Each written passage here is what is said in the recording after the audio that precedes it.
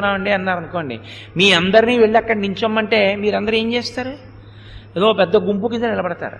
అక్కడి నుంచి నేను కారు వేసుకొచ్చి కారులో కూర్చుని వచ్చేయండి అని నేను పెళ్లి కొడుకులా మెల్లిగా కారులో మంగళవాయిద్యాలు ఎట్టుకుని నేను ఎడుతున్నాను అనుకోండి, మీ అందరూ వెనకాల వస్తున్నారు అనుకోండి, నాకే అందులో వాటర్ బాటిల్ ఎడతారు, వాటర్ తాగేసి ఇంకా అక్కడి నుంచి నేనేమో అందులో 2 యాపిల్ పళ్ళు తినేసి మీ ప్రారంధానికి మీరు రెండని చెప్పి ఎండ ఉందో కొండ ఉందో నాకు తెలియదు లోపల ఏసీ వేసుకుని నేను ముందు ఎడుతున్నాను అనుకోండి, ఓ గంట నడిచాక మీరేమంటారు?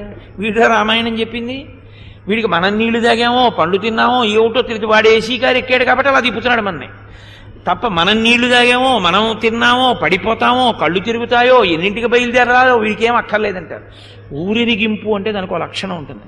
ముందు ఊరి పెద్దలు నడవాలి, ఊరి పెద్దలు లేకుండా ఊరిరిగింపు వెళ్ళకూడదు. పెద్దలు ఎవరుంటారో వారు ముందు నడవాలి. మేము కాకినాడలో చేస్తే ఇలాగే విభాగం చేసి ప్రణాళికారచన చేస్తాం.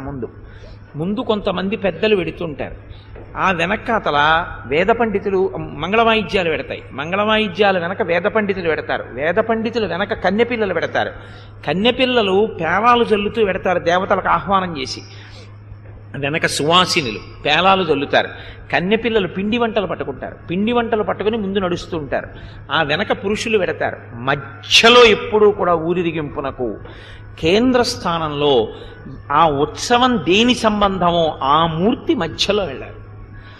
శ్రీరామ పట్టాభిషేకానికి ఊరిరిగింపు చేస్తున్నాం అనుకోండి, రథం మధ్యలో ఉండాలి. మళ్ళీ ఆ వెనకాతల కొన్ని విభాగాలు చేస్తాం, చిట్ట చివర మళ్ళీ ఒక ఆయన ఉంటాడు. ఈ ఊరిరిగింపును అంతటినీ నిర్వహించేందుకు ఒకరికి బాధ్యత ఇస్తాం నీలుళ్లాగా.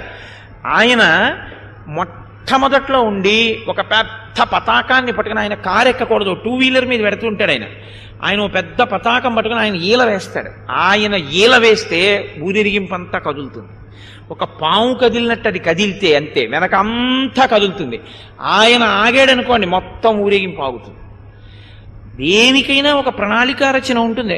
మీరు రామాయణంలోనే ఉందిరు కానీ ఊరిరిగింపు అంటే ఎలా పెడుతుందో, ఎలా పడితే అలా వెళ్ళమని లేవు. ప్రతి దానికి శాస్త్రం హక్కుంటుంది. దాని ప్రకారం మీరు వెడితేనే మంగళం. ఇప్పుడు మనం పట్టాభిషేకం చేస్తాం, వచ్చే వారం ఈ పాటికి పట్టాభిషేకం ఏమి, నేను కాకినాడే వెళ్ళిపోతాను కాబట్టి